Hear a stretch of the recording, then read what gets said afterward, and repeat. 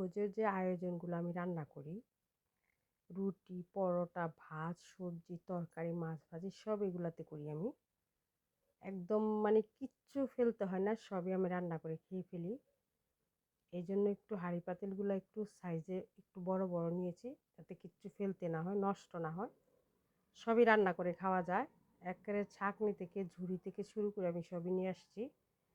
এই যে দাটাও নিয়ে আসছি আমি কিনে, এটা দিয়ে আমি কাটাকুটি করি। একদম মানে ডাল ঘুটুনি থেকে শুরু করে সবই আছে এখানে।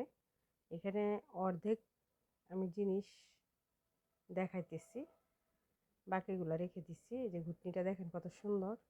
আর যে মাটির মুচিগুলো দেখছেন, এগুলো চুলা জ্বালাতে মানে চুলাটা জ্বালাতে আমাকে সহযোগিতা করে। আর এই যে ঝুড়িটা, এটা নিয়ে আসছি আমি বাসনগুলো গুছানোর জন্য বা মাঝে মাঝে সবজি রাখি। এই হলো আমার মিনি ভোজের আয়োজন। এগুলোতে রান্না করি আমি, একদম পারফেক্ট রান্না হয়, খুবই সুন্দর।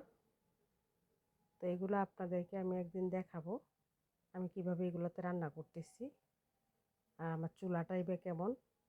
তো সব কিছু গুছিয়ে রেখে দিচ্ছি। এগুলো কিন্তু ধুয়ে নিয়ে আসছি রোদ্রে শুকিয়ে, এখন রেখে দিচ্ছি, আবার রান্না করার সময় নিয়ে যাব। তো আমার এই হাঁড়ি পাতিলগুলো কেমন হয়েছে মিনি ভোজের অবশ্যই কমেন্টে জানাবেন।